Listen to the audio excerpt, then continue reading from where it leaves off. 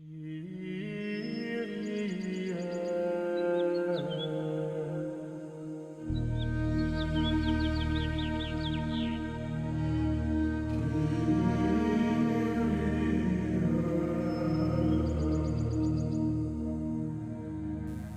dia, senhores e senhoras, tudo bem? Bom dia. Vamos então iniciar o nosso estudo, que os senhores já vêm fazendo com o Thalisson também, né? Começando lá com o Padre Bruno, na Escola da Fé. E vamos nos colocar na presença de Deus, por favor, e pedir que o Espírito nos assista. Em nome do Pai, do Filho e do Espírito Santo. Ave Maria, cheia de graça, o Senhor é convosco. Bendita sois vós entre as mulheres, e bendito é o fruto de vosso ventre, Jesus. Santa Maria, Mãe de Deus, rogai por nós, pecadores, agora e na hora de nossa morte. Amém. Sede da sabedoria, rogai por nós. Em nome do Pai, do Filho e do Espírito Santo. Amém.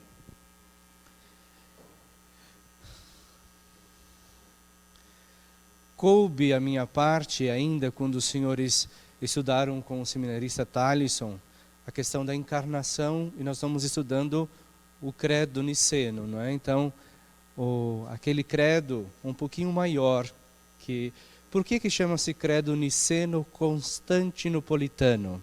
Porque começou com o concílio de Niceia e terminou com o concílio de Constantinopla. Por isso, niceno-constantinopolitano, tem esse nome grande.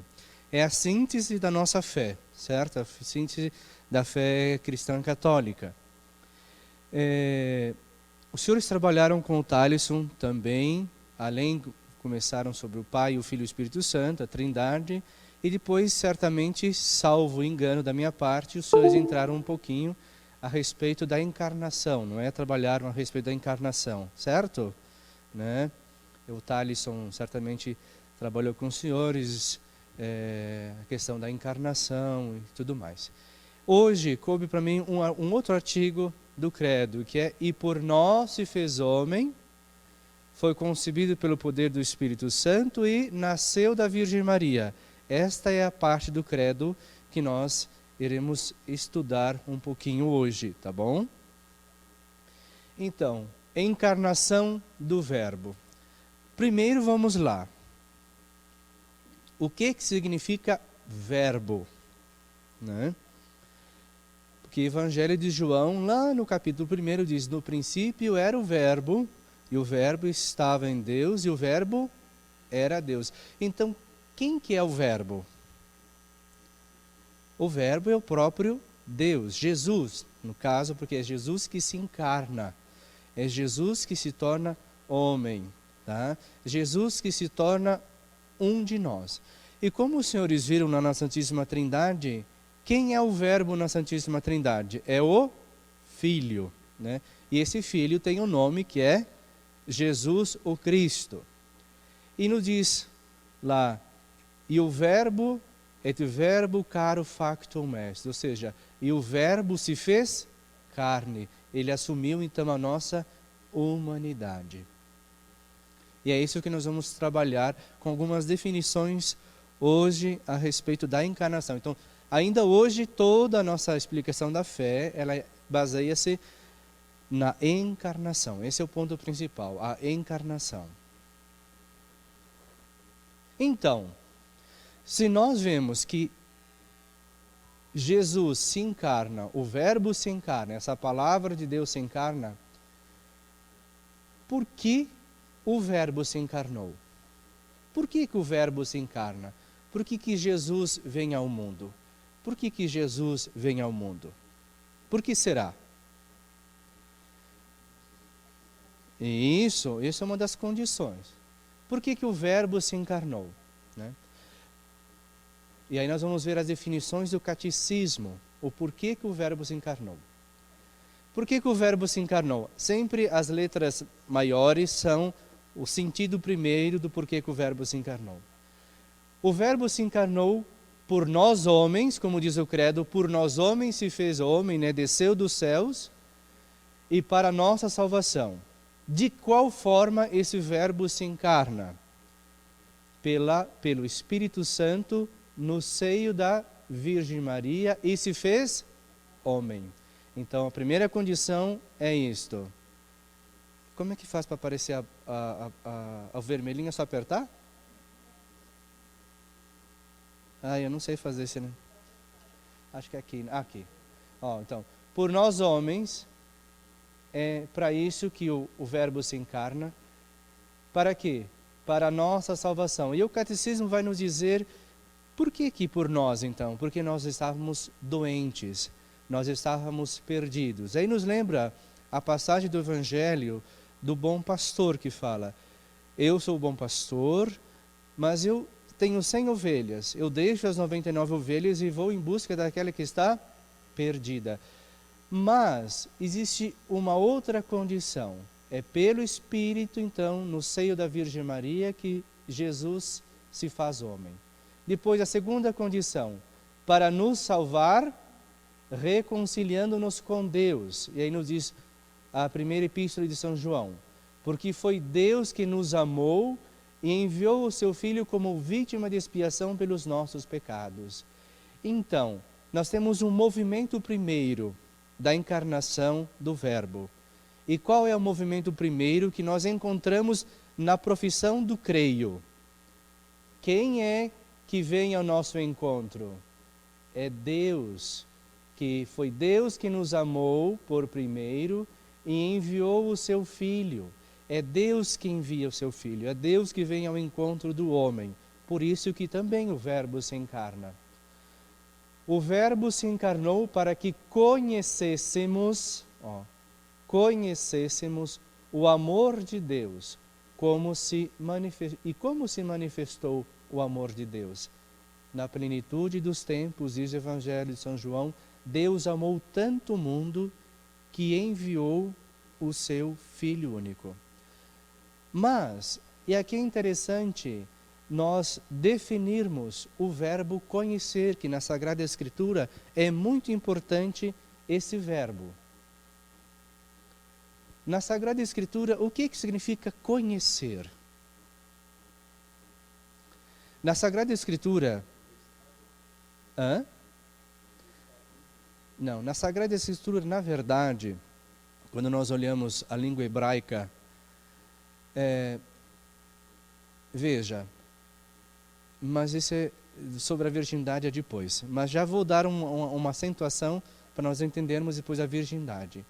Conhecer, o verbo conhecer na Sagrada Escritura, toda vez que aparecer o verbo conhecer, significa manter relação. Certo?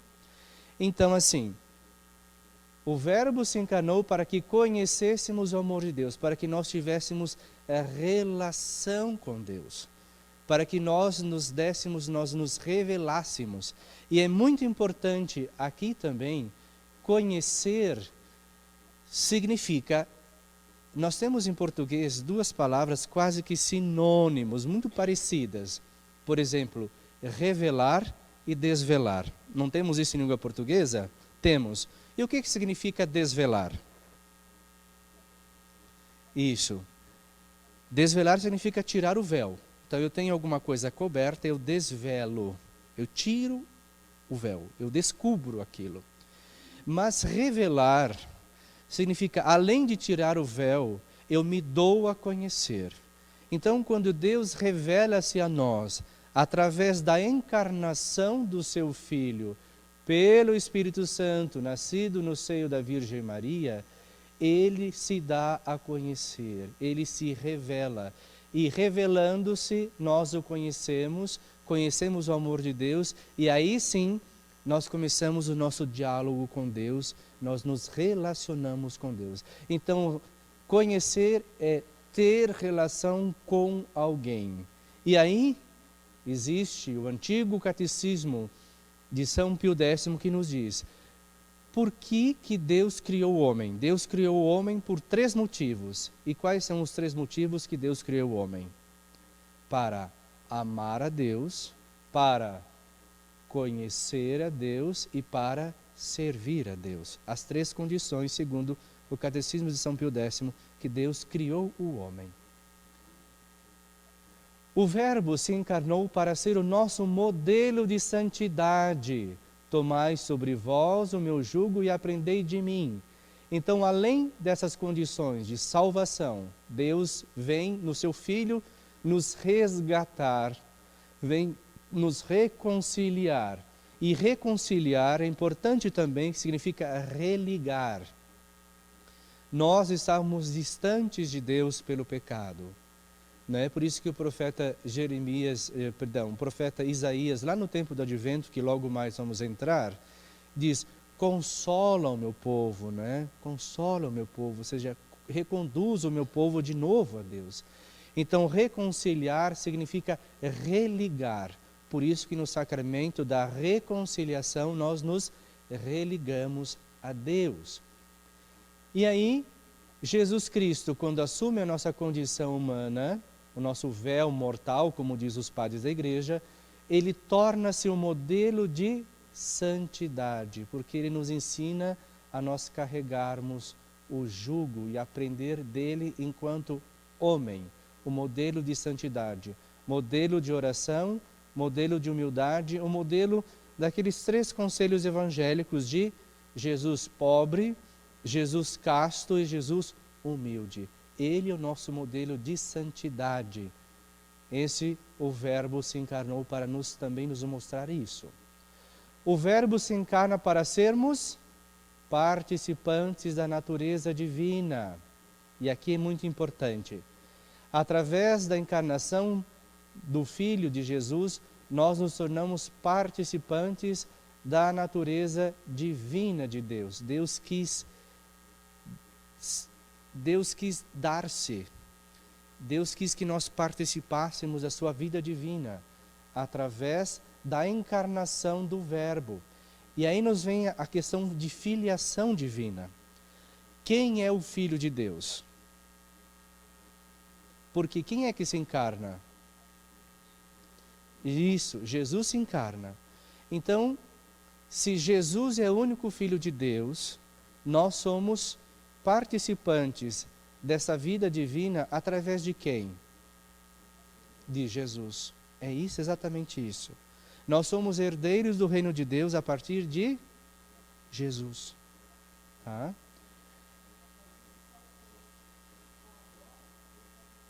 Já agora, nós somos herdeiros disso já agora. A partir, como se diz, a partir da encarnação do Verbo, nós vamos ver depois, mais à frente, a plenitude dos tempos já se concretiza.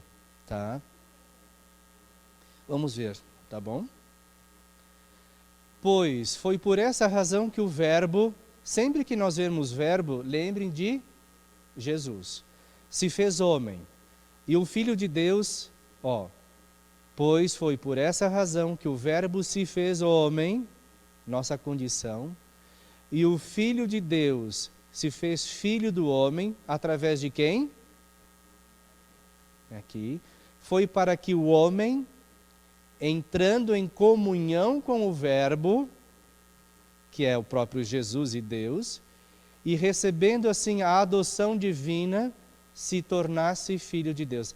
Entenderam? Olha aqui, nós somos filhos adotivos de Deus, através de Jesus. O único Filho de Deus que foi gerado, foi quem? Jesus. Aqui, Então, nós somos filhos, a melhor definição é, nós somos filhos no... Exatamente. Somos filhos no Filho. Nós somos filhos de Deus por Jesus. Nós somos filhos de Deus com Jesus. Tá? Sempre assim.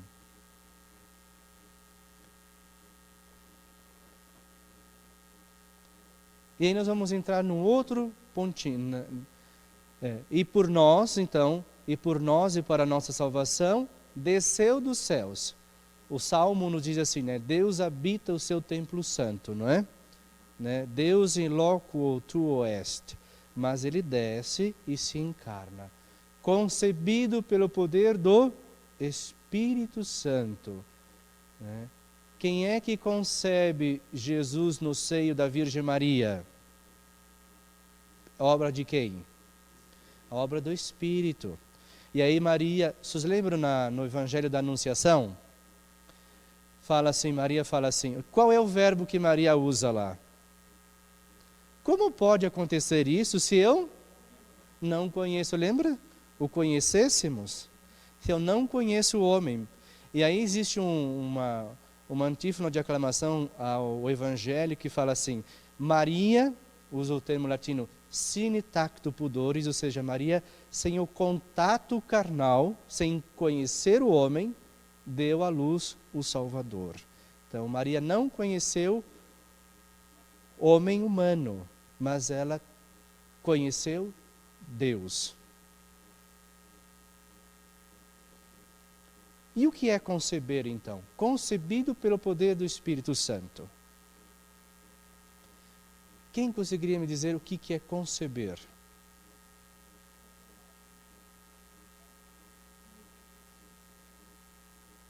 O que é conceber? Vamos lá. Conceber vem da nossa língua mãe, não é? Concepio, ou seja, concepere, tomar junto, reunir, conter, absorver, receber, recolher, conceber e perceber. Desenvolver em si o germe, firmar, começar a ter, formar uma ideia exata de alguma coisa, compreender, perceber, ficar grávida por final. Então, se tudo isso, sim, Gerard, se tudo isso é a concepção do verbo, tudo isso significa a mesma coisa. Maria concebeu o filho só quando ela ficou grávida? Nós também não concebemos alguma coisa quando nós firmamos algum acordo? Nós não concebemos isso? Exato. Quando nós firmamos um acordo, nós concebemos algo, que é um sim, né? Então, por isso que Maria é chamada na ladainha de Arca da Aliança, Fidelis Arca, porque Maria firma uma aliança com Deus também. Ela concebe o filho, não só depois de ficar grávida, mas Maria compreende, está vendo? Né? Maria pergunta, mas como posso dar à luz um filho se eu não conheço o homem? E aí o anjo que responde a ela? É o Espírito do Senhor que estará sobre ti. Então Maria compreende, Maria percebe, e Maria desenvolve em si então o germe da salvação. Germe significa semente, né? O próprio Filho de Deus. E começa a ter já dentro de si. Maria toma junto de si. Maria reúne todas aquelas qualidades que o livro dos Provérbios nos pergunta. O rei pergunta, sobre o mundo, podemos encontrar sobre o mundo uma mulher virtuosa? E aí Deus nos responde essa pergunta dizendo, sim, mesmo que lá no livro do Gênesis nós não tenhamos encontrado sobre a terra uma mulher, um homem virtuoso, em Maria Deus nos mostra, Eila, esta é a mulher virtuosa, é aquela que toma junto de si, aquela que reúne, aquela que contém. E aqui nós temos uma figura muito importante. Na iconografia cristã, existe uma imagem de Nossa Senhora sempre sustendo o menino Jesus no seu colo, não tem? Sim. Mas por que Maria não está segurando o menino Jesus com as mãos fechadas? E olha só, porque Deus ninguém segura, ninguém controla. E é aí que está a grande coisa de que no Cântico da Virgem Maria ela fala, né? Deus exaltou os humildes e confundiu os sábios. Porque aquilo que o mundo não consegue conter, Maria o retém no seu ventre, né? Maria não segura. Maria simplesmente ela sustenta o verbo de Deus nascido em si, mas ela não contém para si. Maria o gera no seu ventre. Então aquilo Maria contém ele dentro do seu ventre, né? Então é muito importante essas figuras que às vezes passam despercebidas.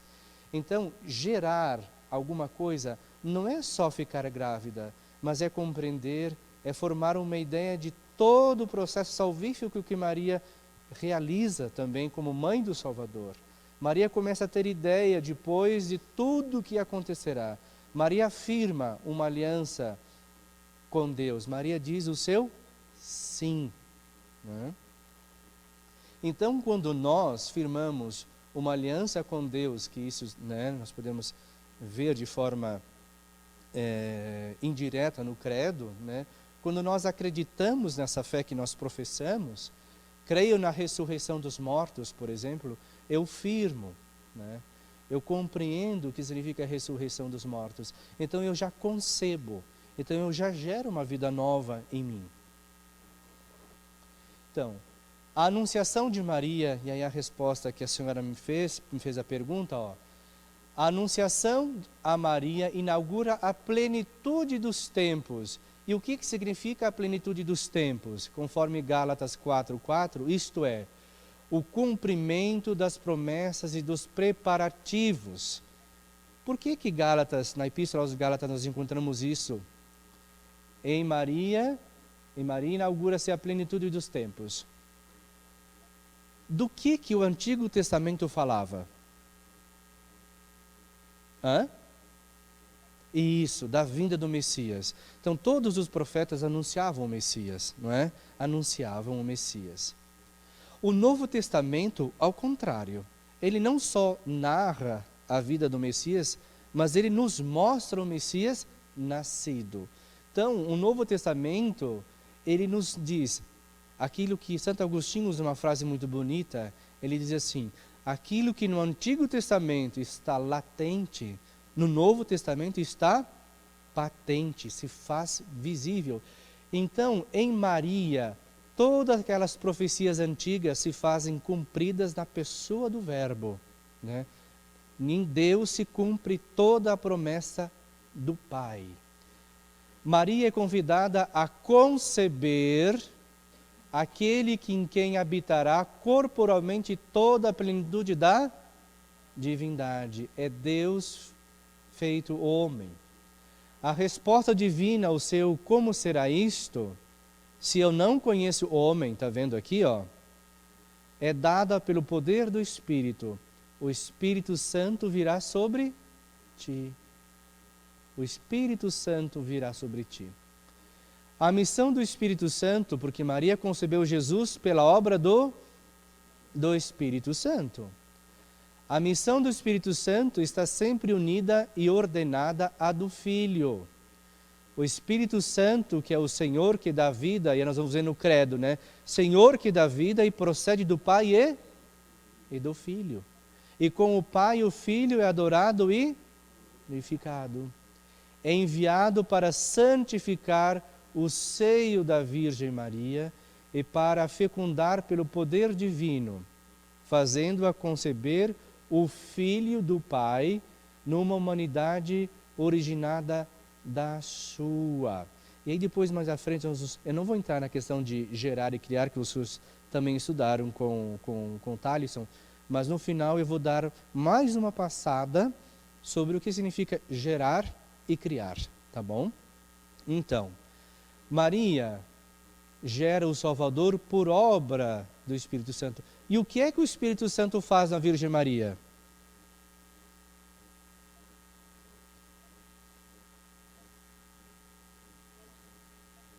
O Espírito Santo santifica o seio da Virgem Maria para fecundar pelo poder divino, fazendo conceber o Filho do Pai, numa humanidade originada da sua. Então, nós vamos entrar depois sobre e se fez homem. De quem Maria recebe a humanidade? Já dei a resposta, desculpa. De quem Jesus recebe a humanidade? De quem Jesus se torna homem? Maria, não é Maria? Então, de uma humanidade originada da sua. A humanidade de Jesus é diferente da de Maria? Tem certeza? Não tem diferença. Numa humanidade originada da sua, é a mesma humanidade. A Sagrada Escritura diz que Jesus foi igual a nós em tudo, exceto no... Então, é uma humanidade igual a nossa. Maria era uma mulher. Então, Jesus toma a forma de homem através do seio virginal de Maria, né? É uma humanidade igual a nossa, tá? Tendo sido concebido como homem, tá? Como homem, no seio da Virgem Maria, o Filho único do Pai, tá vendo aquela resposta das nossas perguntas primeiras no credo? Quem é o Filho de Deus? Olha a resposta. O Filho único do Pai é?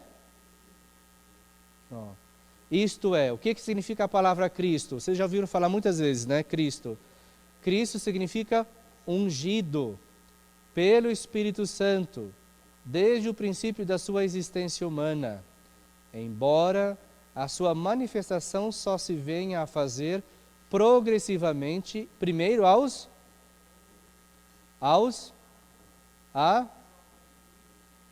discípulos.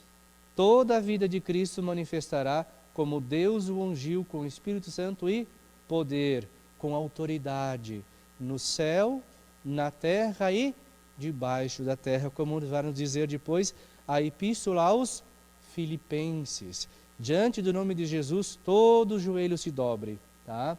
E aqui é importante, de que forma esse verbo encarnado, esse ungido do Pai, se manifesta? De que forma ele se manifestou aos pastores? Através de sinais, não é? Ele se manifestou lá quando foi guiado por uma estrela, e depois ele se manifesta aos pastores numa criança. Ele se manifesta aos magos em uma criança. A João Batista, aqui nós podemos dizer que ele tem duas formas de manifestação a João Batista. Qual é a primeira? Isso, a visitação quando Maria, grávida do Verbo de Deus, vai ajudar a sua prima Isabel, que já estava grávida também. Quantos quilômetros, não tem nada a ver, mas uma questão de curiosidade. Quantos quilômetros Maria andou para visitar Isabel a pé? Não, mais ou menos 100 quilômetros a pé. Ela andou e aí diz assim, que quando Maria saudou Isabel, o que aconteceu com o João Batista? Saltou de alegria, né? Por ouvir que a mãe do Senhor lhe fosse visitar. E depois aos discípulos, né? E aqui tem uma outra manifestação desse verbo a João Batista, no batismo. No batismo. E aos discípulos lhe foi sendo apresentado progressivamente, a tal ponto que depois Jesus vai dizer, homens de cabeça dura, não é? Até quando estarei convosco? Mas toda a pedagogia de Jesus, ele vai se manifestando como Deus o ungiu com o Espírito Santo e poder, com autoridade. Certo? E por nós, vamos relembrando a nossa faceta de hoje. E por nós se fez homem, e foi concebido pelo poder e nasceu. E o que é Virgem Maria?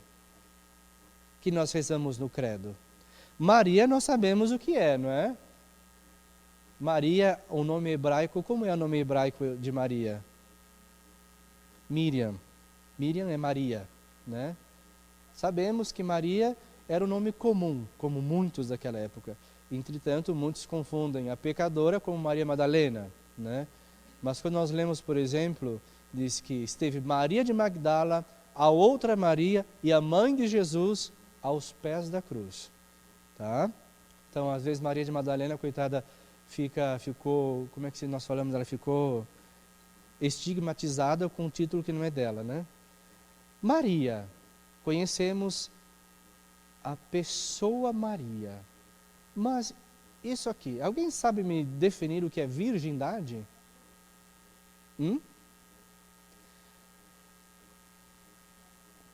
Não, imaculada é outra coisa, né?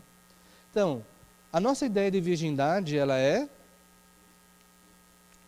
ela já começa antes. Nós temos vamos dizer assim, a virgindade, aquela que nós conhecemos, é aquela pessoa que nunca teve relação sexual, certo? Nunca teve intimidade com absolutamente ninguém, né? Agora, como que pode que uma virgem dê à luz um filho? Humanamente pensando, é impossível, né? Impossível. Então vamos ver as nossas definições sobre virgindade. Virgindade, o que é? Nós podemos, né, quando você vai ler sobre a questão de virgindade, aparece um monte de coisas, de definições. Algumas até absurdas, né? Mas temos, né, dependendo da linha de pensamento e tudo mais, aquilo vai viajando, né? Das primeiras concepções de virgindade, estado de pessoa virgem. Aí entra assim uma questão: pureza, candura, castidade, pureza original, que aí nós vamos ver a questão da Imaculada Conceição, mas é um outro dogma de fé. Então, a pureza original, estado daquilo intacto. Então, assim, se nós não fôssemos maculados pelo pecado, o que nós seríamos? Virgens. Podemos usar esse termo, mas essa é uma concepção que teológica, uma concepção de fé. Não é uma questão de físico, humana, tá? Então, nós temos aqui o que nós usamos também, o status virginitatis, significa o estado de virgindade. Significa como eu estou, virgindade a ser. É um estado. O modo de virgindade significa modo como vivo, que é a virgindade de fato, facto esse. Então nós temos a virgindade, o status, porque eu posso estar virgem, mas no momento em que eu tenho a intimidade com alguém, eu deixo de ser virgem. E agora, qual a diferença de estado e modo? É como eu vivo a virgindade. E por isso que aqui entra também uma dimensão de castidade, porque castidade não é ausência simplesmente de ato sexual. A castidade, ela abarca toda a pessoa humana, a sua dimensão afetiva, emocional, a sua dimensão sexual e a sua dimensão psíquica e a sua dimensão teológica, assim, a sua realidade de fé, tá? Então, na Virgem Maria, qual desses dois modos prevalece? Na Virgem Maria, nós não temos somente o estado e nem somente o modo. Nós temos os dois, o estado e o modo. Por quê? Porque pela fé da Igreja, nós acreditamos que Maria, além de ter o estado de virgindade, ela teve o modo, ela permaneceu virgem toda a sua vida, né? Então, por exemplo, vou dar um exemplo para ser mais fácil a compreensão. Eu sou padre, certo? Eu estou padre, eu estou monge, certo? Então, o meu status, ele é sacerdotal, certo? Mas o meu modo é cristão. Então, eu posso deixar de ser padre, mas eu não deixo de ser cristão. Então, o meu modo de vida é cristão. Queira sendo consagrado ou não consagrado, é o meu modo de ser, certo? Eu posso, né, o status, né, ele pode existir como não pode existir. Eu posso perder o estado, mas eu não deixo de ser, né? Então, eu posso perder o estado de riqueza, mas continuo sendo homem, né, com a mesma dignidade. O modo é como você vive, como aquilo, ele caracteriza o seu modo de ser. Não necessariamente, porque você nasce homem, né? Você não é feito homem. É diferente, você não tem um estado humano, você nasce humano. Agora, o que caracteriza o status, muitas vezes, né, é o fazer ou não fazer. né? O estar ou não estar, é justamente isso. Né? Então, não está, desculpa, a pergunta é entre o estado ou o modo?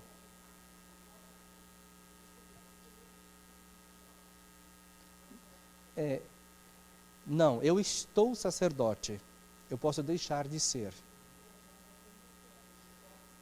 Não, mas é que aí na questão de vocação, a escolha que nós fazemos na nossa própria vida, ela não é uma escolha, eu quero isso por ser melhor. A nossa escolha da vocação, ela é uma resposta a uma identidade que você recebe. Então, Deus nos chama à maternidade, Deus nos chama à paternidade, tá? Né? E aí, assim, esse infire, esse facto esse, em ser, né? Por exemplo, eu tenho o desejo de ser mãe, eu posso ser mãe, né? Depois, quando nasce o filho, então você já não tem mais o desejo de ser mãe, você é mãe, né? Então, assim, às vezes nós temos o filho, nós podemos perder o nosso filho, né? Ele pode morrer, etc. Eu deixo de ser mãe, o modo de ser, né?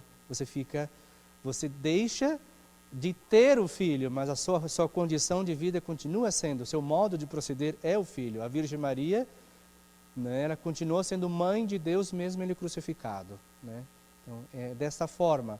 O modo é como nós vivemos, como aquilo dá característica, porque o status eu posso perder, o modo não. Eu sou cristão, embora eu seja pobre ou rico, eu seja padre ou não seja padre, é esse modo que me caracteriza como tal. Porque depois vai entrar uma outra qualidade que aparece nos Atos dos Apóstolos. Assim serão conhecidos como meus, vede como eles se amam. É o modo que eu vivo que me dá essa, né? Então, na Virgem Maria, há os dois, há o status de virgindade e o modo virgem que ela permaneceu. Maria é virgem antes, perante e pós o parto, tá? Mas é difícil nós entendermos a virgindade enquanto homens e mulheres, sem nós fazermos a transcendência dessa relação com Deus, tá?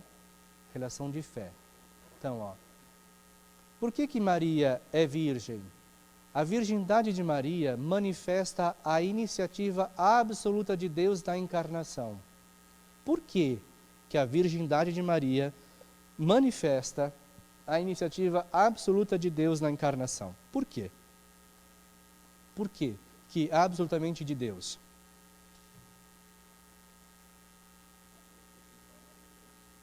Isso nós vamos entrar depois, um pouquinho depois. Por quê? Quem é que, quando Maria ela é anunciada, quem fala a ela? Não, o anjo fala assim, ave cheia de graça, o Senhor é contigo, né? Não é obra de nenhum homem, vai dizer o anjo, é obra do Espírito Santo. Então, porque a virgindade de Maria é a iniciativa absoluta de Deus, é Deus que realiza tudo nela. Então, nós não temos essa quebra da virgindade com relação à própria natureza de relação com alguém humano como ela. É Deus que realiza nela todas as coisas. Jesus só tem Deus por Pai. Se Jesus só tem Deus por Pai, aí entra mais uma questão de virgindade, não foi? Homem. Diga, Juliana. Então, não, aqui, ó, a virgindade de Maria manifesta a iniciativa absoluta de Deus na encarnação. Aqui, na encarnação do Verbo. Tá? É que nós entramos num evangelho apócrifo. Quem são os pais da Virgem Maria? Joaquim e Ana. Aí nós vamos entrar numa teoria, numa dimensão teológica da predestinação da Virgem Maria para ser mãe do Salvador, que nós vamos entrar logo mais. Nesse apócrifo nos relata que Ana e Joaquim também foram anunciados pelo anjo de que eles conceberiam uma virgem, conceberiam uma filha, para ser mãe do Salvador. E aí Joaquim ficou no deserto, rezando, rezando, não saiu do deserto, até que ele fez um pedido a Deus, dizendo assim, só sairei daqui depois que o Senhor me conceder a paternidade, me desse um filho. E assim se fez. Deus ouviu a oração de Joaquim, segundo esse evangelho apócrifo, e a sua esposa ficou grávida da que hoje nós chamamos a Virgem Maria, a Mãe de Deus, tá? Então, só Jesus tem só Deus por Pai. E aí nós podemos perguntar, e José, o que é de Jesus? Nós chamamos de pai putativo de Jesus, né? Putativo. Pai putativo de Jesus, porque ele é o pai adotivo de fato. Exatamente. José foi escolhido. Ele não disse assim, venha que essa criança que eu vou adotar para mim. A tal ponto que no Evangelho diz, né, que José quis abandonar Maria, não é? Mas de que forma? Por quê? Porque nós sabemos que se Maria fosse levada ao público na lei antiga, Maria seria apedrejada, seria morta. E aí o anjo intercede de novo, ele fala, não tenhas medo de tomar Maria, é obra do Espírito. Mais uma vez nós vemos que é absolutamente obra de Deus. Então a natureza humana que ele assumiu nunca o afastou do Pai. Nunca afastou do Pai. Naturalmente filho do seu pai, naturalmente filho da sua mãe, mas propriamente filho de Deus nas suas, tanto humana como divina, Jesus é filho de Deus. Jesus é filho, parece um enrosco, né? Como eles constroem a ideia teológica. Jesus não é só filho de Deus na sua divindade, mas também na sua humanidade, porque ele também gera o Filho de Deus, o seu próprio Filho, no seio da Virgem. Mas Jesus toma a nossa humanidade no seio virginal de Maria, né?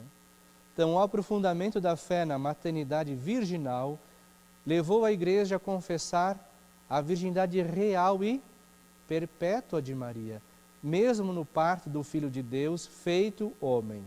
Com efeito, o nascimento de Cristo não diminuiu, antes consagrou a integridade virginal da sua mãe. Ou seja, porque quando nós falamos de não virgindade, significa que algo no nosso corpo, e principalmente das mulheres, foi rompido, certo? E Deus não fez isso em Maria. Maria ficou intacta desde a concepção, a encarnação na concepção e pós o parto. Maria não sofreu, Maria ficou intacta. A liturgia da Igreja celebra Maria no Aepartenos, como a sempre virgem.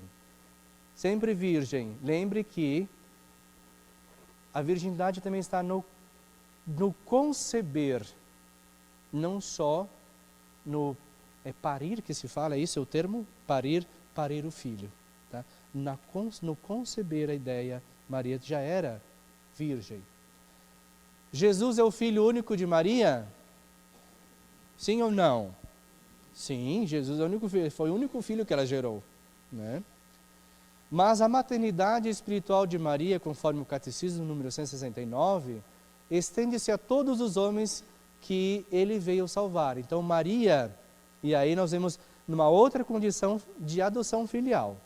Nós somos também filhos de Maria de forma adotiva. Através de quem?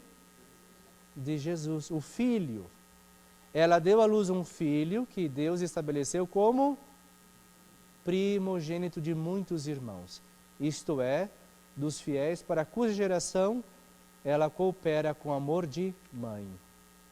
Por isso que Maria é chamada de nova Eva. Ela nos gera também através do seu filho. Jesus, o novo Adão, inaugura pela sua conceição virginal o novo nascimento dos filhos de adoção no Espírito Santo pela fé. E aí Maria pergunta, como será? A participação na vida divina não procede do sangue, nem da vontade da carne, mas da vontade do homem, mas de Deus. Então, aqui está uma concepção também de virgindade. A virgindade de Maria, ela não está simplesmente no físico, ela está na fé. Nem da vontade da carne, nem da vontade do homem, mas de Deus. A recepção desta vida é virginal porque é inteiramente dada ao homem pelo Espírito Santo. São Bernardo de Claraval usa um termo que ilustra muito bem também a questão da virgindade de Maria. Ele fala assim, a virgindade de Maria é como um vitral. Um vitral. Como um vidro. Por exemplo, eu vou usar o vitral porque ele é bonitinho, né? Mas pensemos como vidro. O que acontece com o vidro quando o sol passa nele?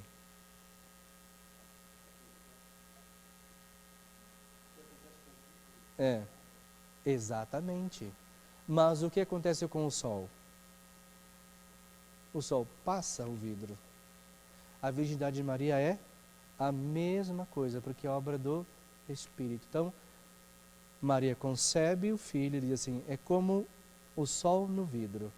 Maria gera o filho, mas não, ela permanece intacta, como o sol no vidro. Né? O sentido esponsal da vocação humana em relação a Deus foi perfeitamente realizado na maternidade virginal de Maria. E aqui nós também entramos na responsabilidade da vocação humana. Veja, aí fora está sua mãe e seus irmãos te procurando. E Jesus pergunta, quem são minha mãe e meus irmãos? E o que Jesus responde? A responsabilidade da alma, da vocação humana está aqui. Então nós também, pela ação do Espírito, nós temos essa vocação materna também, de gerar, pela palavra, o Filho de Deus. Maria é virgem, porque a virgindade é nela o sinal da sua fé, sem a mais leve sombra de dúvida, e da sua entrega sem reservas à vontade de Deus. É graças à sua fé que ela venha a ser a mãe do Salvador, como nos diz aqui o texto, Beatior est Maria, percipiendo fide in Christi, quam concipiendo carne in Christi. Maria, diz o texto latino, Maria é mais feliz por receber a fé de Cristo do que por conceber a carne de Cristo. Então isso aqui é tudo parte da definição da virgindade de Maria. É pela fé que Maria também torna-se virgem. Ela concebe o filho pela fé. Tá?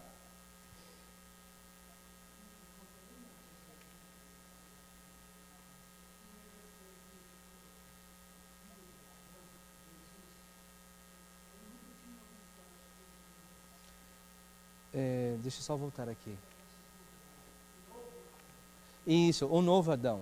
Por quê? Visto. Qual é o primeiro homem? Adão. Ele foi feito de quê? Do barro. O segundo Adão é feito de quê? Gerado na carne. Mas ele já está desde todo o princípio. Né? É o verbo de Deus, como diz João. Então, por que é o novo Adão?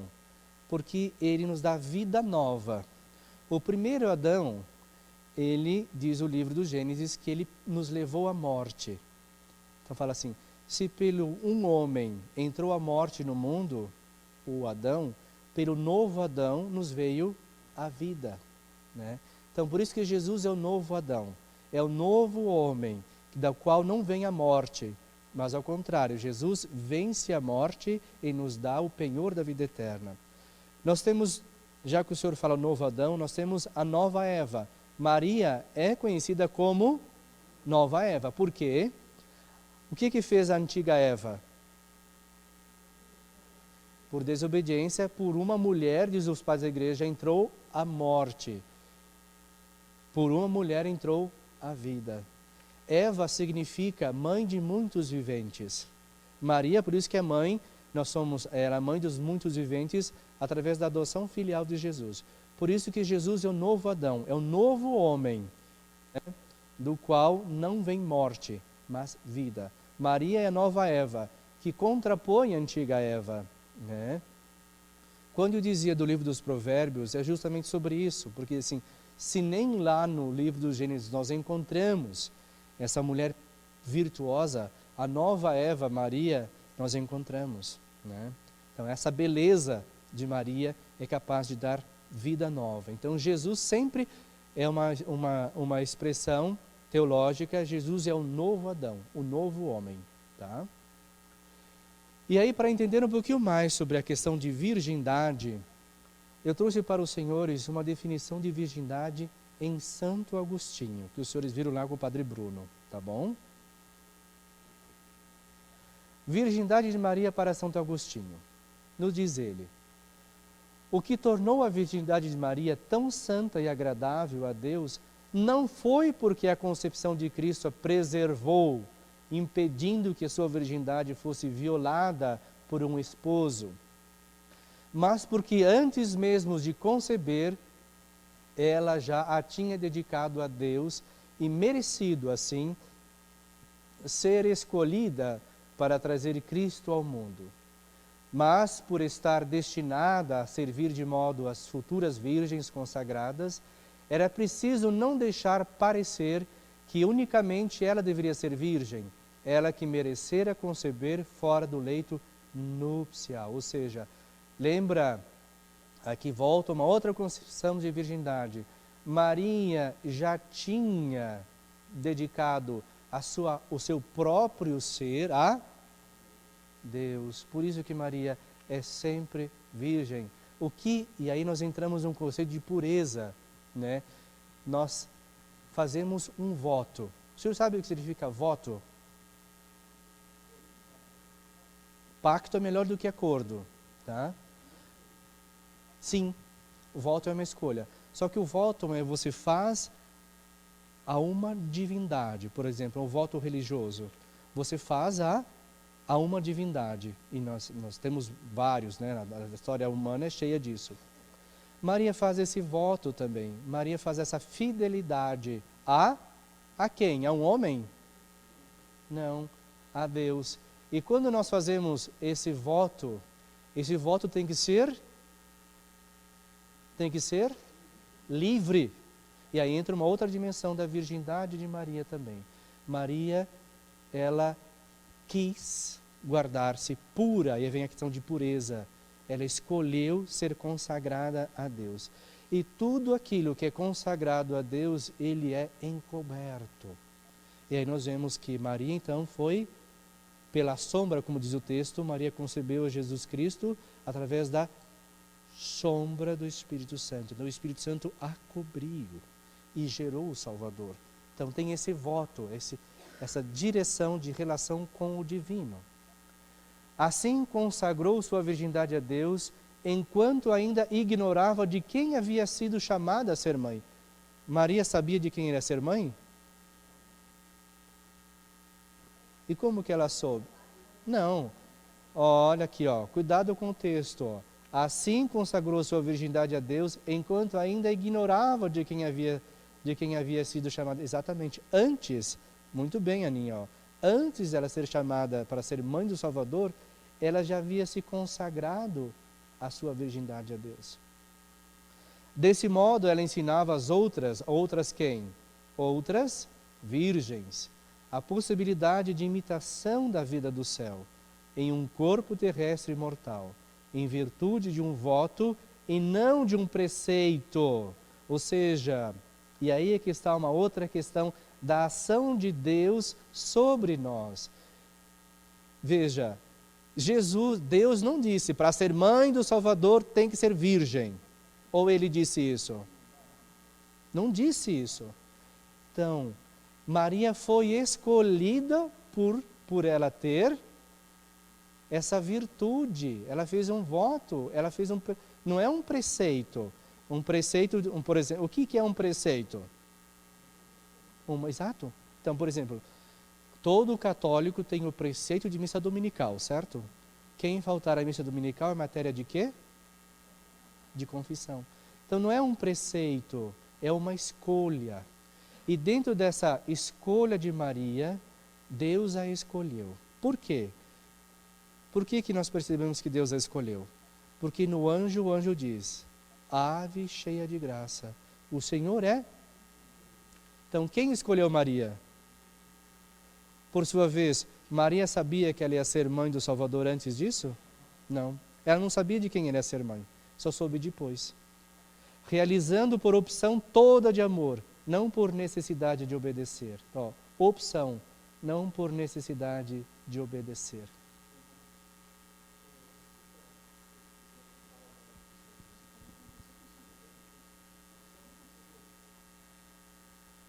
Desculpa, qual a... formula melhor para ver se eu entendo. Sim, exato. Ele foi escolhido. Não foi um preceito, ele foi escolhido. Ele foi escolhido. Aí não se tem fontes. A pessoa de São José, que nós estamos indo para outros caminhos, mas a figura de São José ela aparece muito nos evangelhos apócrifos, né? Que supostamente também José, ele era eu vou usar a palavra, já uma pessoa mais idosa do que Maria, porque Maria teve Jesus provavelmente entre 13 a 14 anos no máximo, era uma menina, né? Porque quando nós vamos ver na Sagrada Escritura, Moisés, não aparece que Moisés viveu 800 anos, assim vai dizendo, né, tanta idade. Uma pessoa com 40 anos naquela época já era um idoso, porque as pessoas não viviam muito tempo. As pessoas não viviam muito tempo, né? Por causa da época, alimentação, higiene, as pessoas não viviam, né? Por exemplo, Daniel salva quem? O profeta Daniel salva quem da morte? Susana, não é? Susana, não é isso? Ele salva a Susana, né? E aí fala assim, né, que ele já estava ancião, porque o Espírito Santo estava nele, e ele era um jovem, né? Então, por causa disso, né? Cristo, assim, nascendo de uma virgem, que antes mesmo de saber de quem seria mãe, já tinha resolvido permanecer virgem. Esse Cristo preferiu aprovar a santa virgindade e a impô-la. Viu que beleza? Cristo preferiu aprovar que a sua mãe fosse virgem por uma escolha do que impor que o seu nascimento fosse de uma virgem. Deus poderia ter vindo ao mundo de outras formas. E aí que vem a beleza de Deus. Deus nunca impõe nada a ninguém. Ele simplesmente encontrou em Maria, diz, ave cheia de graça. Ele que fala primeiro à Virgem Maria. Encontraste graça. Tu és santa, tu és pura, tu és... E aí ele escolhe ela não por um preceito, mas por uma escolha livre. Então Deus nos chama e nós respondemos a Ele também de escolha livre. Então quando nós escolhemos Deus, Deus também nos escolhe de forma livre e espontânea.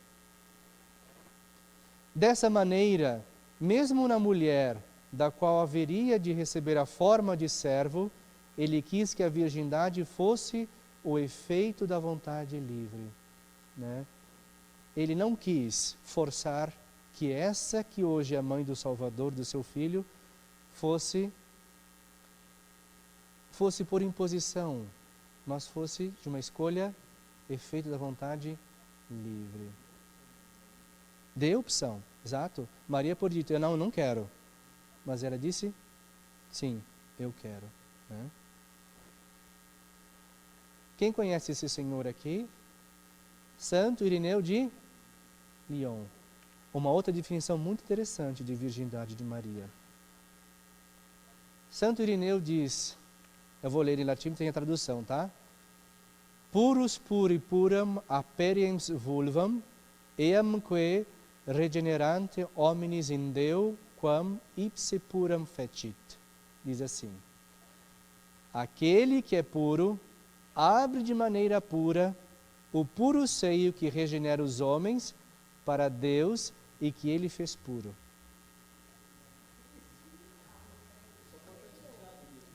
Não, aqui ele faz isso aqui com as palavras. Vamos ler devagarzinho, que é muito interessante. Entre as se os senhores me perguntarem, Dom Mauro, qual das duas definições o senhor prefere? Eu prefiro esta. Olha, porque aqui não diz, aqui não fala de virgindade física. Ou fala? Não, aqui fala, aquele quem? Deus. Aquele que é puro, quem é puro? Abre de maneira pura. Não, ele abre, então ele aceita nascer de uma mulher pura, tá? Abre de maneira pura o puro seio que regenera os homens. Então, aquele que é Deus, que é puro, abre de maneira pura. Por que esse de maneira pura, né? O puro seio, quem torna o seio de Maria puro? O Espírito Santo, diz lá. Esse seio puro regenera os homens. Aqui nós temos, o que é regenerar na teologia, na Sagrada Escritura? Novo nascimento. Regenera os homens para Deus e que Ele fez puro. Então, Deus fez os homens puros também. Faz puro o verdadeiro homem que nasce da Virgem. Bonita essa definição, não é? O que é difícil de compreender é o jogo das palavras. Vamos tentar de novo? Aquele que é puro, quem é puro? Abre de maneira pura. Qual que é a maneira pura que ele abre? Ele abre, ele aceita livremente, ele escolhe livremente o puro seio. De quem que fala aqui? E o que o seio da Virgem Maria faz conosco? O que é regenerar? Renascer de novo. E como que nós renascemos de novo? Pelo Espírito Santo. E o batismo, o que é para nós? Nós nascemos. Então, o batismo, em nome de quem nós somos batizados? Exato. Então, o que o Espírito Santo realiza em nós? Santificação. Por sua vez, nós nascemos puros, né, no batismo, para Deus e que Ele fez puro.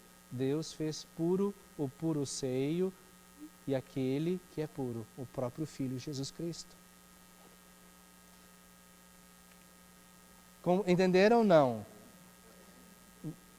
Vamos lá de novo, eu tenho que ter certeza que os senhores entenderam. Vamos lá, me traduz a frase. Vamos dizer, aquele que é puro, vamos colocar o Filho, tá? Aquele que é puro, abre de maneira pura o puro seio, que regenera os homens, faz nascer de novo, né? Por que o puro seio que regenera os homens? Aqui é importante essa frase do meio aqui, Porque quem é que nos regenera, senão o Espírito na pessoa de Jesus? Jesus regenera o homem através do nosso batismo, da vida nova. E quando nós nascemos, aqui nessa regeneração, fala de coisa física? Nós não nascemos espiritualmente? Nós nascemos santamente? E esse nascimento santo, ele implica em nós alguma ação física? Não. Exteriormente nós continuamos os mesmos, certo? Para Deus, para quem nós somos regenerados? Para Deus. Deus quem é? O nosso Pai, não é? O nosso Pai por Jesus. Então nós nascemos também, Ele nos faz nascer aqui, e que Ele fez puro. Então, a obra da criação, a obra da regeneração, a obra da virgindade aqui é puro, porque foi Ele que fez. Tá? Deixa eu colocar aqui. É a tradução daquela frase em latim, tá? Diz aqui, porém, de que maneira isto é? Como deixará o homem a geração da morte, se não passar para a nova geração? Lembra? Quem não renascer da água do Espírito Santo, já nós ouvimos falar isso? Quem não renascer da água do Espírito Santo permanece na geração da tá?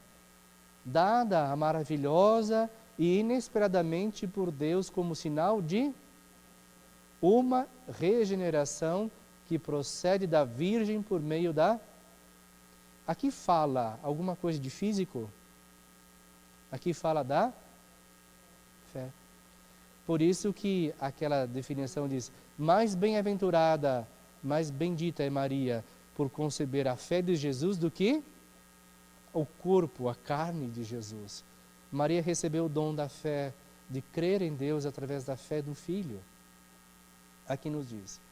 O sentido literal daquilo que nós acabamos de ver é, portanto, duvidoso.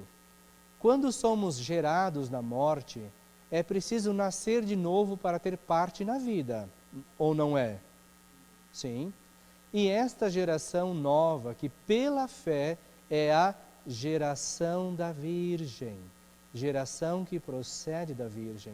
Ora, o acrescento final não é senão um aposto ao que precede, diz o teólogo, que nos diz aqui, ó, se não passar para a nova geração, dada por Deus, maravilhosa e inesperadamente em sinal da salvação, isto é, aquela regeneração que procede da Virgem por meio da... A identidade da nova geração é da geração procedente da Virgem. É assim reconhecida e é preciso partir daí para determinar o sentido real das palavras. E procedente da Virgem. Então aqui fala, não questão de física, mas unicamente de geração. Geração por meio da fé. É pela fé que é a geração que procede da Virgem. Maria acreditou. Maria já gerou de antemão. Mas a nossa cabeça, humanamente, é difícil nós compreendermos isso, porque ela é ligada à corporeidade física. A corporeidade física. É como, por exemplo, eu sei que saiu aqui uma discussão a respeito se o céu é estado ou é lugar. Depende muito da nossa concepção de lugar. Depende muito da nossa concepção de pessoa. Porque Jesus ressuscitado comeu peixe. Não comeu? Comeu peixe. Mas ele também atravessou as paredes. Quando os discípulos estavam no cenáculo com Maria, com medo dos discípulos. Então isso vem muito da definição das coisas que nós temos. Só pela nossa razão é incompreensível ver como que uma virgem pode dar à luz um filho. Por quê? Porque a nossa concepção virginal está ligada à sexualidade. Mas é muito mais do que isso. É muito mais do que isso. Tá?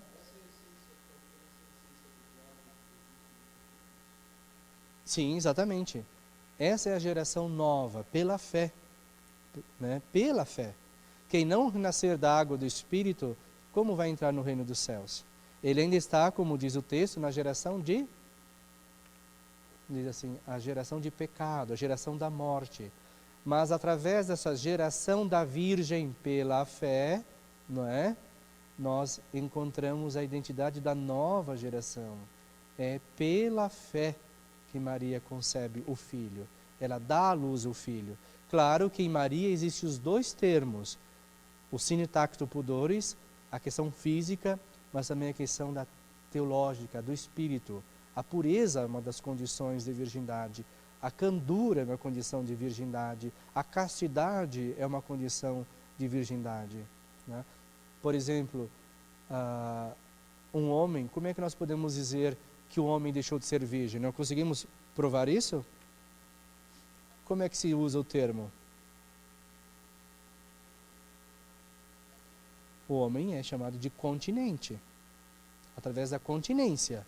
Mas não dá para se provar que o homem é virgem ou não virgem, diferente da mulher. Então, por isso que a nossa concepção ela tem que ser transcendente, ela tem que pensar diferente. Tá? Nós temos que ligar mais ao modo do que ao estado. Tá bom? E se fez homem. Bonitinho Jesusinho, né? Que hora que é o intervalo, senhorita Cronos? Já? Depois eu traduzo, agora é a hora do intervalo. Vamos lá agora. E aqui continua sendo. E o verbo se fez homem. Na verdade está cortado aqui, tá? O Ronaldo ia pedir para mim traduzir aqui embaixo, mas eu não posso traduzir somente essa frase, porque outra frase, como é que se fala? O PowerPoint, o programa cortou aqui. Então, se eu traduzir essa frase, assim como nas dores, né, e na dor, assim como eu no flagelo e na dor, né, perante a dor, daí falta outra frase aqui que o PowerPoint cortou, tá? Mas esse aqui, na verdade, o que é esse aqui? É o menino Jesus, né? Então, e o que é o cordeiro? E o que é aqui? E aqui? Uma serpente. E onde que ele está suspenso? Na cruz, né? Então, prefigura o nascimento e a morte do Senhor.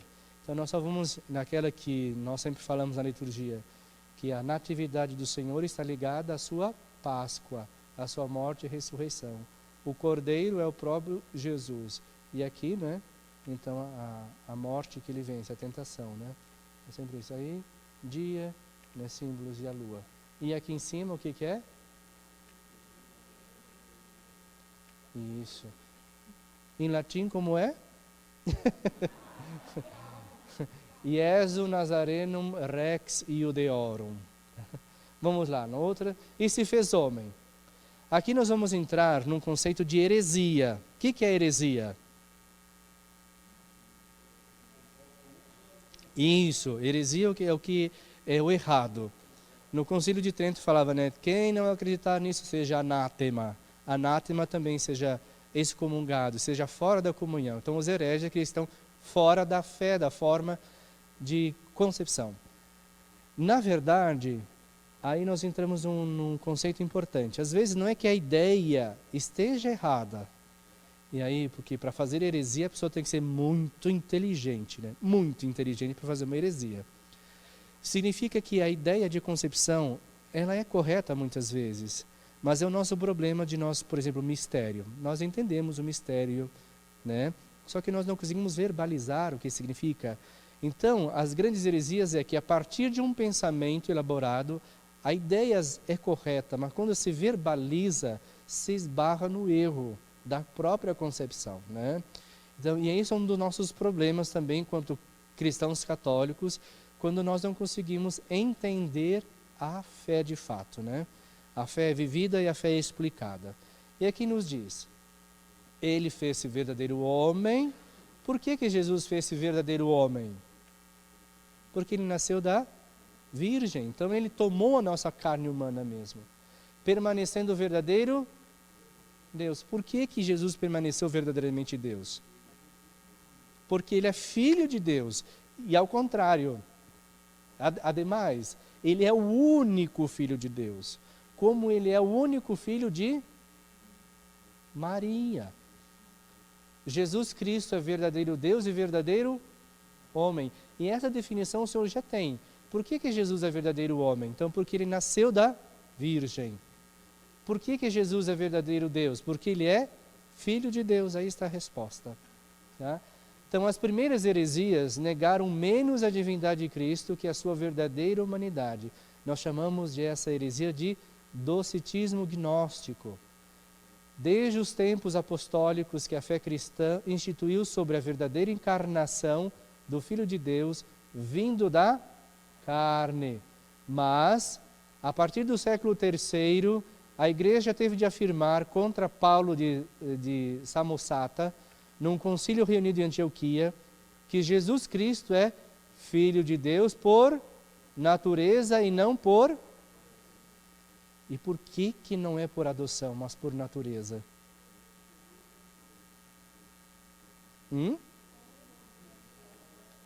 Isso, a dona Zuleika falou isso, porque ele é consubstancial ao Pai. Ele tem a mesma natureza. Quem que é aqui por adoção? Nós. Nós somos filhos adotivos. O primeiro concílio ecumênico de Nicéia, em 325, confessou no seu credo que o Filho de Deus é não criado. Então aqui o termo grego, isso aqui vocês vão ver muito isso, homoousios, da mesma natureza, igual ao Pai. E condenou Ário, que é o causador de tudo isso, o qual afirmava que o Filho de Deus saiu do nada e devia ser de uma substância diferente do Pai. Mas não, Deus cria o mundo do nada e não o Filho, porque senão a passagem evangélica diz que no princípio, antes de todos os tempos, o Verbo estava em Deus, estava junto de Deus. Depois nós temos uma outra heresia, a nestoriana. Via em Cristo uma pessoa humana unida à pessoa do Filho de Deus. Aqui nós vamos ter uma heresia que às vezes confunde a nossa cabeça ainda hoje, a nestoriana. É como se a pessoa humana de Jesus estivesse... a pessoa humana de Jesus unida à pessoa divina do Filho de Deus. Aqui divide as pessoas, tá? Perante essa heresia, São Cirilo de Alexandria e o Terceiro Concílio Ecumênico, reunido em Éfeso, confessaram que o Verbo, unindo na sua pessoa uma carne animada por uma alma racional, se fez homem. A humanidade de Cristo não tem outro sujeito senão a pessoa divina do Filho de Deus, que assumiu e a fez sua desde que foi concebida. Então, por isso que aqui nós temos Mãe de Deus, por ter concebido humanamente o Filho de Deus em seu seio, Mãe de Deus, não porque o Verbo de Deus dela tenha recebido a natureza divina, mas porque dela recebeu o dotado de uma alma racional, unido ao qual na sua pessoa se diz que o Verbo nasceu segundo a carne. O que os senhores entenderam disso aqui? Uma confusão danada, né? Uma confusão danada. Então, aqui a heresia de Nestor, a heresia nestoriana, diz que, basicamente, aqui Maria não seria mãe de Deus, mas somente mãe do Cristo, a mãe do homem, e não da mãe do Filho gerado de Deus, tá bom? Ele fala, não, Jesus assumiu um corpo humano, racional, e que também nasceu segundo a carne através do seio virginal. E que a pessoa divina de Deus não se confunde com a pessoa humana, divino e humano, tá? É como nós dizemos, a linguagem teológica nos confunde um pouco por causa dos conceitos, não por causa de outra coisa, tá?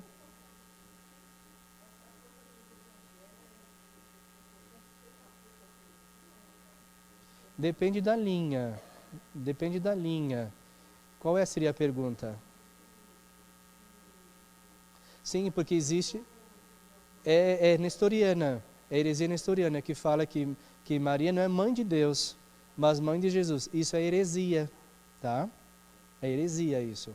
Mas Maria é mãe de Deus porque nela foi gerado o Verbo e também é mãe de Deus homem, tá? Os monofisistas, é uma outra heresia, afirmavam que a natureza humana tinha deixado de existir como tal em Cristo, sendo assumida pela sua pessoa divina de Filho de Deus. O que significa isso? Que quando Jesus se encarnou, a natureza humana tinha deixado ele, tá? Ela tinha sido assumida somente a natureza divina naquele corpo. É como se fosse um espírito dentro de um corpo, podemos dizer assim, tá? Mas não acontece isso. Mono, o que significa mono?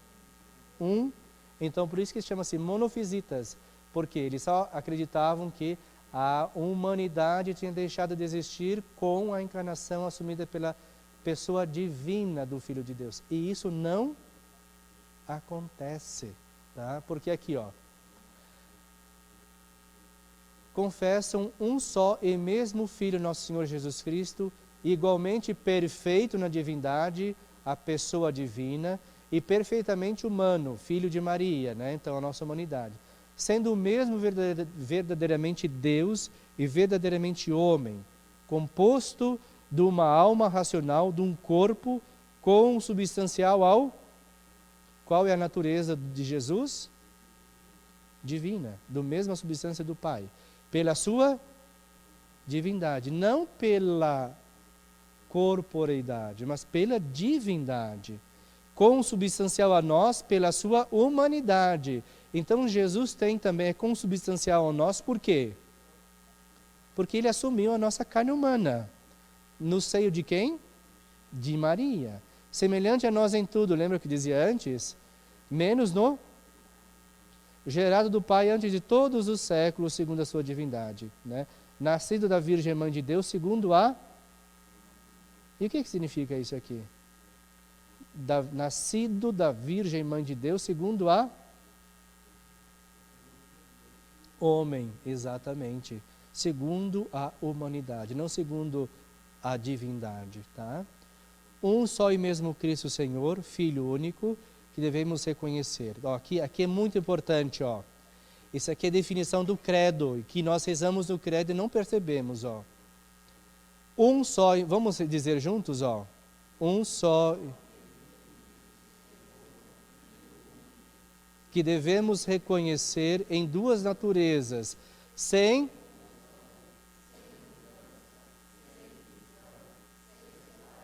Importante isso, tá vendo? Ó? A diferença das naturezas... Não.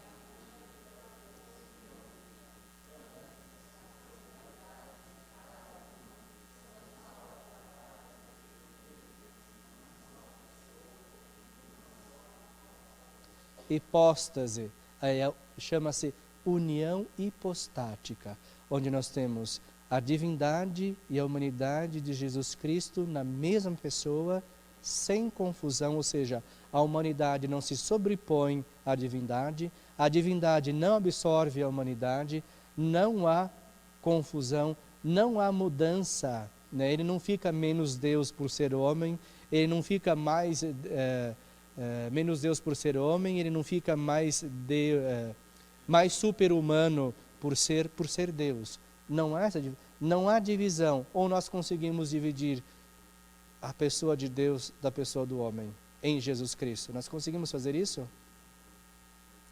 E aí, sem separação, ó, sem separação. E aí nós vamos ver que o Evangelho diz que Jesus Cristo crescia em graça e sabedoria. As duas naturezas, né? Ele foi tomando consciência do que ele era como humano, a tal ponto que ele foi igual a nós em tudo, exceto no... Então ele ia crescendo em graça, ele ia tomando consciência do que ele era, tá bom? Assim a igreja confessa que Jesus é inseparavelmente verdadeiro Deus e... Por que ele é verdadeiro Deus? Não que ele recebeu, ele é. Tá vendo? Ó, ele é verdadeiramente Deus porque ele é Deus.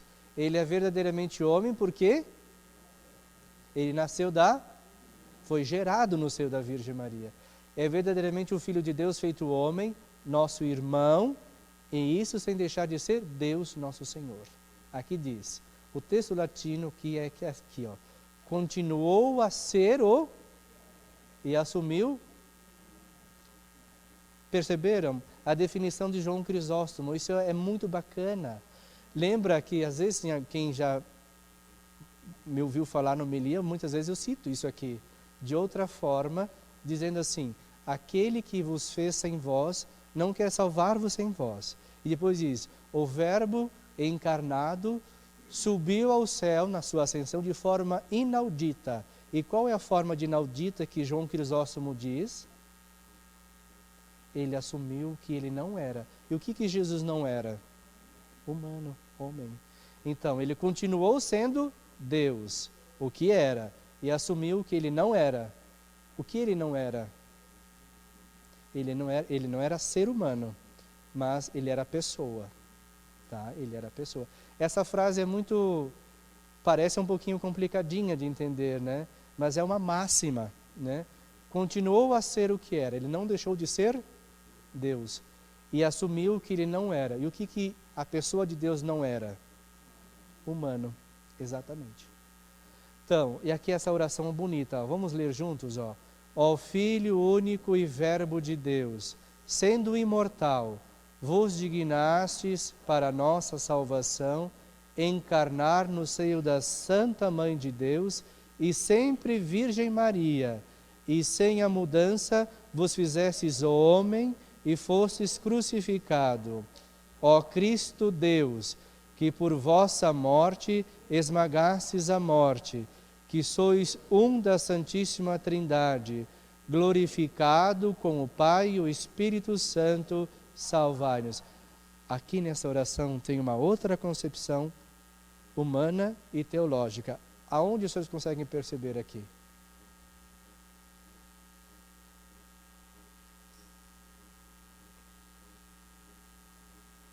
Aqui, ó.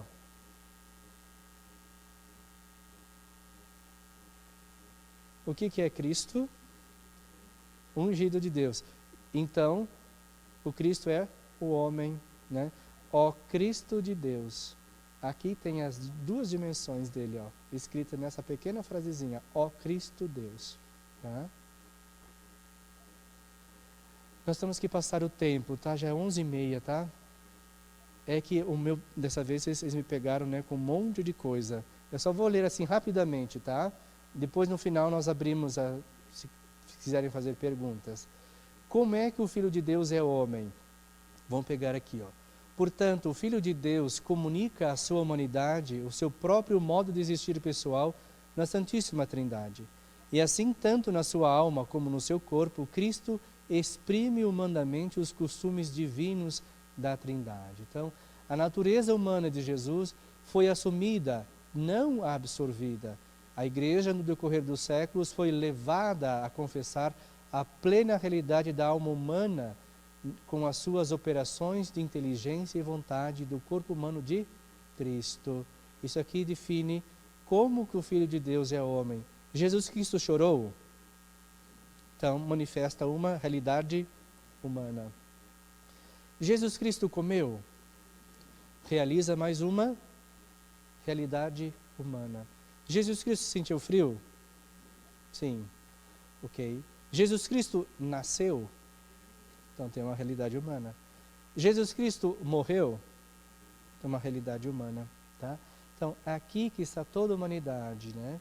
E ele exprimia na sua humanidade uma realidade também transcendente.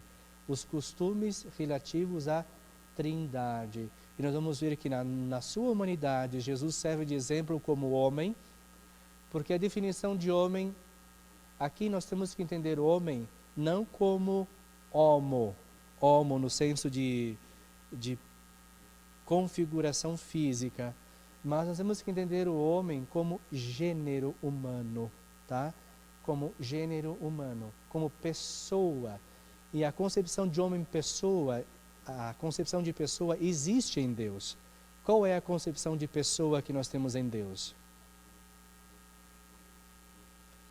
Uma concepção de pessoa, não definição de pessoa, Trindade, Pai, Filho e Espírito Santo.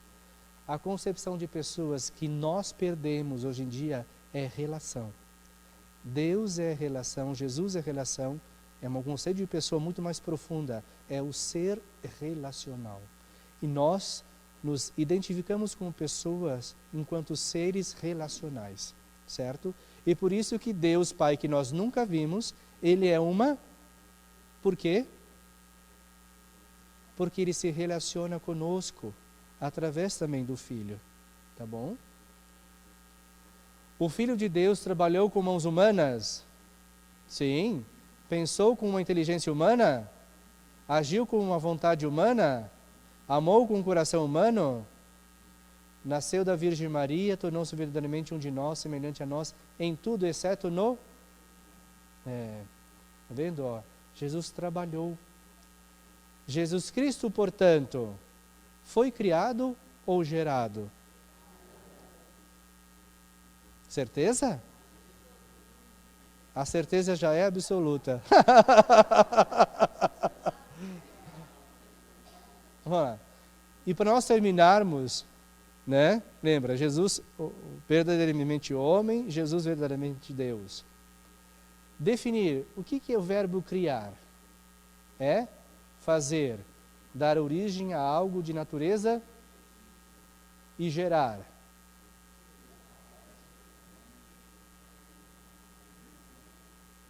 Da mesma natureza. E o que é que o Pai gera? E o que que Maria gera? E o que... Não, sim, o filho, mas que tipo de filho? Isso. E o que que Deus gera? Que tipo de filho Deus gera? Sim, ok. Maria gera um filho humano. E qual que é esse filho humano? É igual a ela? Como não, se é humano? É. Não, gênero diferente, né? Mas é igual a Maria, certo? Porque é homem. Lembra, pensemos em o gênero, tá? O gênero humano, né? O ser humano. E Deus gera o filho que é da mesma natureza, por isso que é consubstancial. Por isso que Jesus também, na sua humanidade, ele é, como diz a definição do catecismo, consubstancial na humanidade de Maria. Por quê? E a consubstancialidade nós também temos no nosso dia a dia, certo? Quantos filhos o senhor teve, seu Eduardo? Quantos filhos teve? Filhos. O senhor teve quantos filhos? Eles são diferentes do senhor? O senhor, vou fazer a pergunta.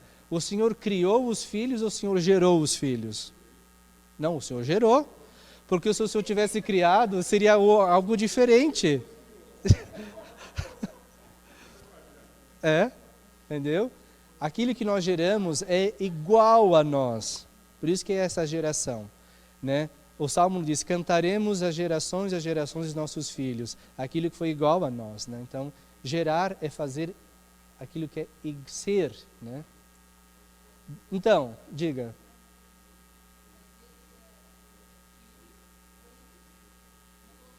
Exato.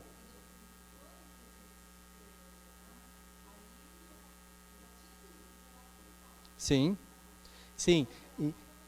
Isso, e aí por isso que Deus gera o Filho antes de todos os séculos. Estava lá, como diz o Evangelho de São João. Só que depois Jesus é gerado no seio da Virgem. Por isso que ele é consubstancial na humanidade de Maria. Porque ele tem a mesma natureza de Maria, a humanidade. Tá bom? Então aqui, ó, só para nós aqui, ó. O que Deus gera é Deus. O que o homem gera é homem. Assim como o que o homem gera é homem. O que Deus cria não é Deus. Assim como o que o homem faz não é homem. É por isso que os homens não são filhos de Deus no mesmo sentido em que Cristo o é. Entenderam? Por quê? Porque quem é que Deus gera? O Filho, o Verbo. Vamos usar o termo verbo, tá? Tá? É por isso que os homens não são filhos de Deus no mesmo sentido em que Cristo o é, tá? Podem se parecer com Deus em certos aspectos, mas não são coisas da mesma espécie, ou nós somos deuses. Não é da mesma natureza, né? Os homens não são mais semelhantes a estátuas ou quadros de Deus. A estátua tem a forma de um homem, mas não tem vida. Da mesma maneira, o homem tem a forma ou semelhança de Deus, mas não o tipo de vida que Deus possui. Um homem gera uma criança, mas cria uma estátua. Deus gerou-o, mas fez-o. Entenderam? E aqui nós vamos entender aqui, Deus, mas fez o homem. De que forma Deus fez o homem no livro do Gênesis? Fez o homem a partir do barro, tá? Do barro, tá? Contudo, quando digo isso, estou apenas ilustrando um aspecto de Deus, a saber, que o que Deus Pai gera é... E por que o que Deus Pai gera é Deus? Aqui, o problema não está no conceito, está no jogo de palavras, tá? Então, o que o Pai gera é Deus. Quem o Pai gera? Quem o Pai gera? Jesus. Por isso que é Deus. alguém da mesma espécie que ele, o nível humano é um nível simples e mais ou menos vazio, porque falta, né? Não temos essa realidade da divindade. Nele, uma pessoa é um ser e duas pessoas são dois seres separados. Nós não podemos ser a mesma pessoa. Cada ser é um ser diferente, né? E em Deus, o ser é o mesmo.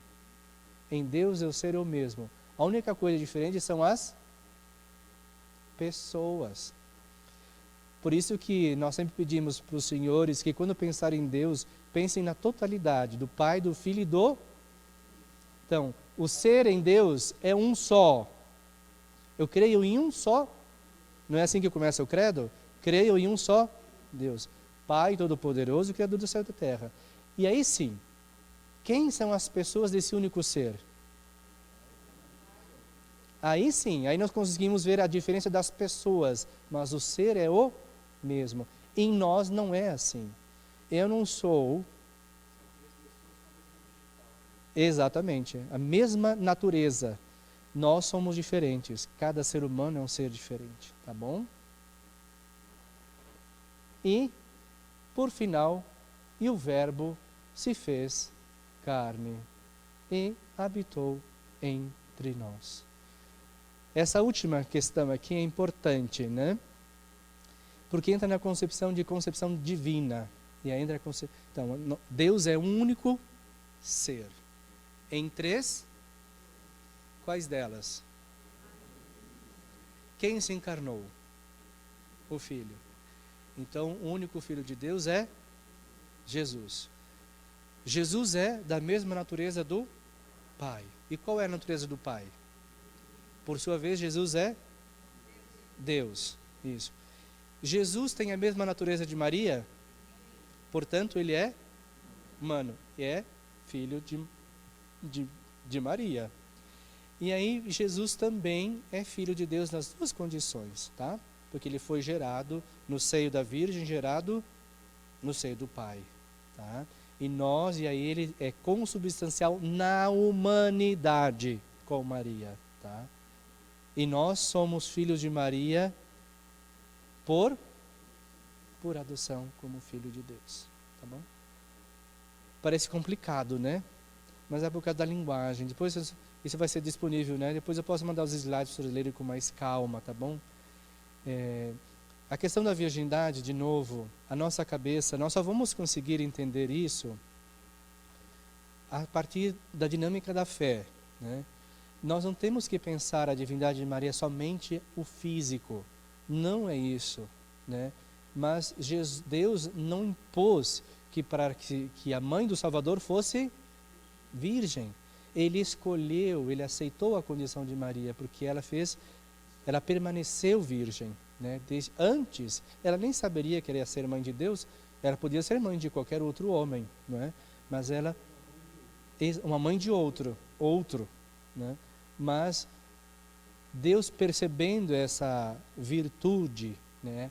Maria é cheia de graça, e uma das condições dela é a pureza, né? Que é uma das condições, né? Maria casta, Maria pura, Maria cândida. Então Deus vê o grande valor nisso e disse: ave cheia de... Deus disse ave virgem? Ave cheia de graça. A definição de virgindade depois foi elaborada com a fé, com a tradição disso, o dogma da virgindade de Maria, né? Mas é como, por exemplo, a Assunção de Maria. E é um dogma de fé. Para nós católicos ocidentais, Maria não morreu, ou morreu, né? Na Igreja Oriental, e isso é que é importante, a linguagem. Na Igreja Oriental dos católicos ortodoxos, eles celebram a adormição de Maria. E a adormição de Maria é o quê? A morte, né? Então sobe, né? Então essas são concepções. A teologia, ela tem essa perspectiva. Por exemplo, os conceitos aqui.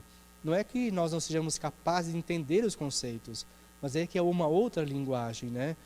Aquele puro que quis, abriu de forma pura o puro seio, né? Abriu de forma pura. E como que Jesus abriu de forma pura o seio virginal de Maria? Ele foi acolhido. Por isso ele abriu de forma pura. Ele não se impôs a Maria. Então ele nasceu puramente. Então aquilo que é puro não pode ter contato com impureza, né? Por isso que aquilo que é puro de Deus, Deus não tem contato com a morte, ele venceu a morte, né? Diz o texto no credo, fala assim, que Jesus não foi ad inferos, lá dentro do inferno.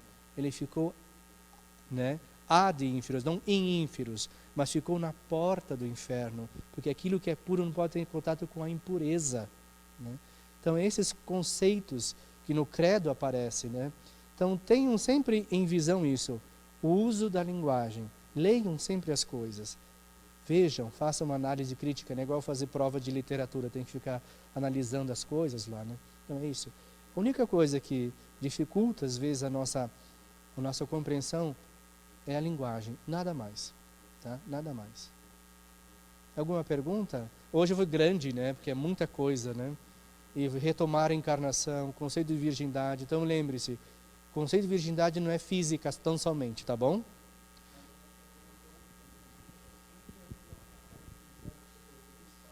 Sim, o status é uma coisa, a moda é outra coisa.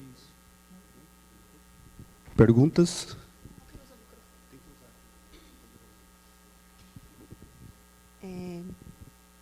Sobre o Espírito Santo ser esposo de Maria. Essa frase que eu sempre ouço isso. Mas que o isso não é um Espírito conceito Santo do credo. Né?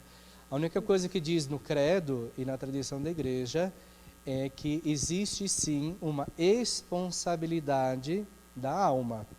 E a responsabilidade da alma não é tão somente de Maria, mas de todos nós. Por quê? Quando nós celebramos a Eucaristia, a que nós somos chamados? Não, somos chamados às núpcias do Cordeiro. Então o altar é o lugar onde ocorrem as núpcias. E todos nós que lá celebramos a Eucaristia somos, o termo correto em língua portuguesa é esponsados, eu não sei como é que usa. Não somos, exatamente, acontece isso na celebração eucarística. Na encarnação do Verbo, diz que o Espírito Santo, né, cobriu Maria com sua sombra. Assim como acontece, eu dizia para o Albert, né, lá no Monte da Transfiguração, quando Jesus aparece com Moisés e Elias, não é isso que acontece? Pedro e os discípulos vêm o quê? Vem Jesus, Moisés e Elias. O que acontece? Uma nuvem os cobriu, né? Os cobriu, eles tiveram aquele momento íntimo, onde Deus se revela também aos seus apóstolos. Então existe a responsabilidade da alma, mas nós como o esposo da Virgem, isso é uma conotação mais mística, né? Que o Espírito Santo é esposo da Virgem, né? Deu para entender? Existe a responsabilidade, depende de como depois você vai fazer a explicação, né? Então, a responsabilidade da alma todos nós temos. Não, é um conceito de São Francisco de Assis. É a primeira vez que apareceu. Da Virgem Maria, esposa do Espírito Santo. Existe uma canção, talvez, aí, até semana passada falando com o Tyson, né, sobre que muitas coisas a gente precisa tomar cuidado no que se canta. Sim. Porque muitos conceitos teológicos estão totalmente equivocados, distorcidos. Então, por exemplo, no caso da canção, aqui agora eu não me lembro assim como é que ela é, mas existe uma canção que se fala, né, acho que é Cenáculo de Amor, que é do Valmir Alencar, e ele fala sobre essa coisa da Virgem ser esposa do Espírito Santo. Certo, mas esposa do Espírito Santo, se eu não me engano, começou com São Francisco de Assis. Eu só não sei explicar, mas eu posso jogar no grupo depois. Mas é por questão como eu disse, da responsabilidade. Ela se torna mãe do Cristo, de Jesus, por causa da ação do Espírito. Então vem por essa ação do Espírito que talvez seja essa conotação da esposa. Mas você liga a responsabilidade, não a esposa como conceito que nós temos, tá bom?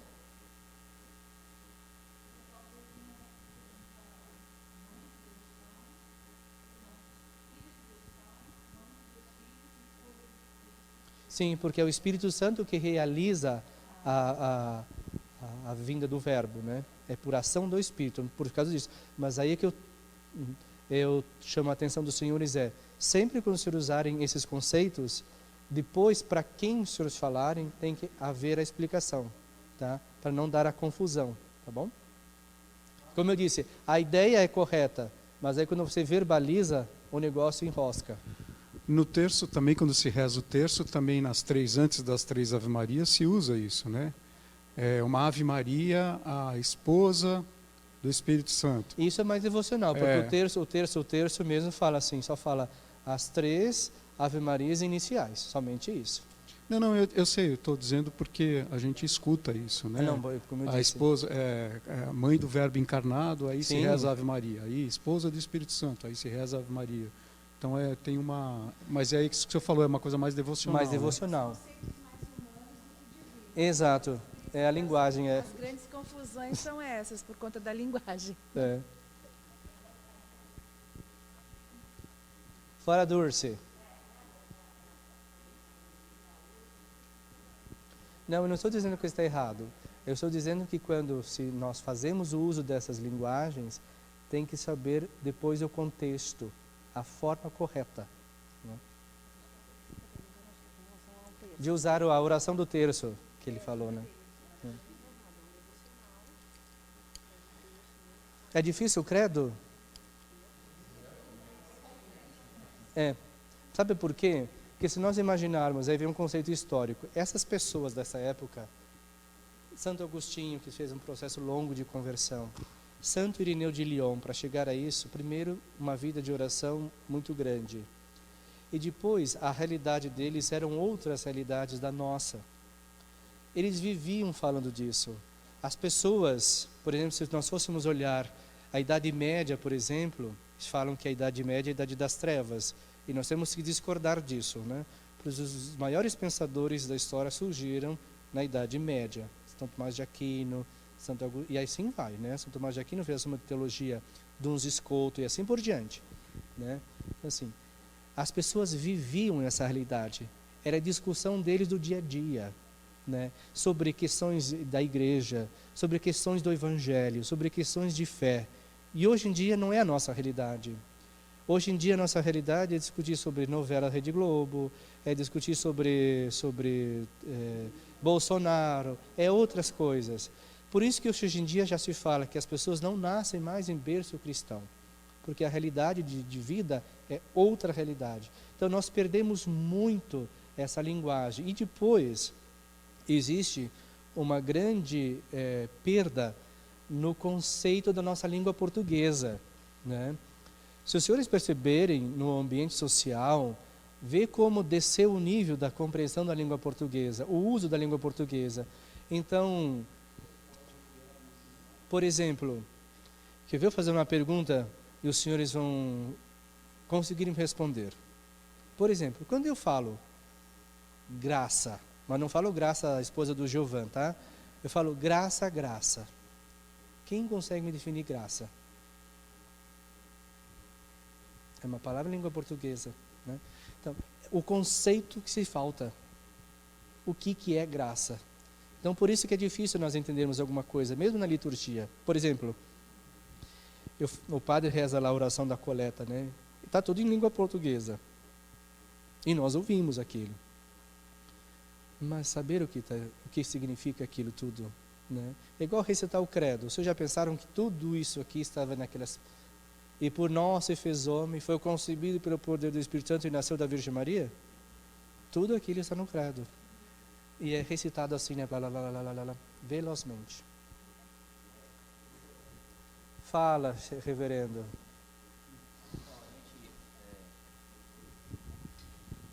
Bom, aproveitar essa oportunidade que o senhor está falando da linguagem, eu acho que a gente esbarra mesmo nessa grande dificuldade da linguagem mesmo para fazer o entendimento de todo o processo da nossa fé. Sim.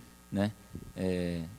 Todo o teor que a gente estava conversando, assim, dúvidas diferentes, mas dentro do mesmo, a gente volta sempre no mesmo ponto, a linguagem. Sim.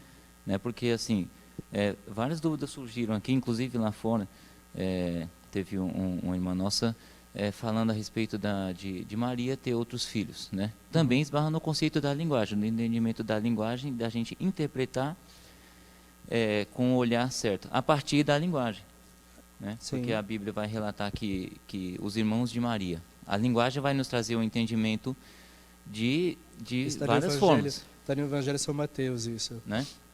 Então, os irmãos de que forma?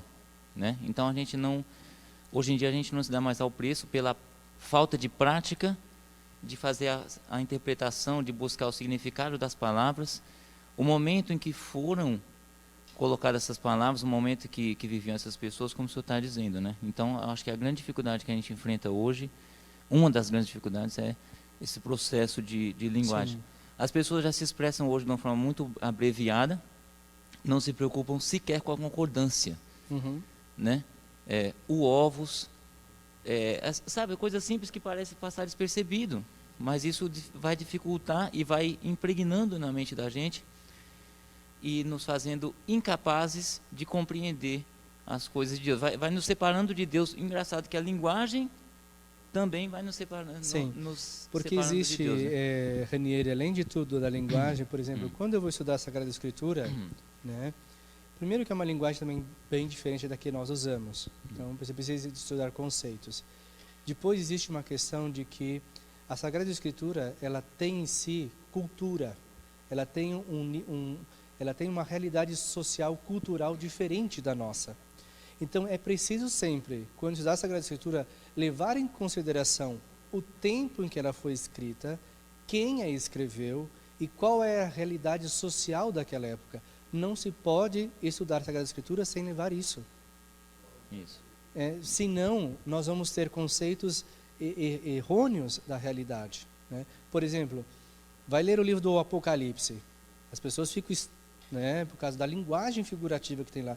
Mas quem é que escreveu o livro do Apocalipse? Por que ele escreveu o livro do Apocalipse daquela forma? Em qual época e o que estava se passando? Né? Por exemplo, os Salmos. Nem todos os Salmos foram escritos por Davi. Os Salmos não são todos de Davi. As epístolas de São Paulo, não foi São Paulo que escreveu todas as epístolas. Existe um argumento de autoridade, do qual as pessoas usavam o nome da pessoa para escrever. Então, e quando nós lemos as epístolas de São Paulo, cada uma é direcionada a um viés diferente. Aos Coríntios, ao Porto, por exemplo. Então, temos que levar sempre em consideração na Sagrada Escritura a realidade cultural, social daquela época. Não se pode não fazer isso. Então, só para concluir, então, esse processo de linguagem que nos ajuda a fazer um entendimento, e aí, após esse processo, né, aí a gente tem que entrar na parte da fé, que é crer no mistério, né, que tira a gente da lógica humana, sim, né, e faz a gente crer no que a gente não poderia acreditar dentro de uma lógica. Sim. Né? Então, primeiro esse processo de linguagem e depois esse processo de fé, sim, que é crer no que a lógica não nos permite crer, não é isso? Sim.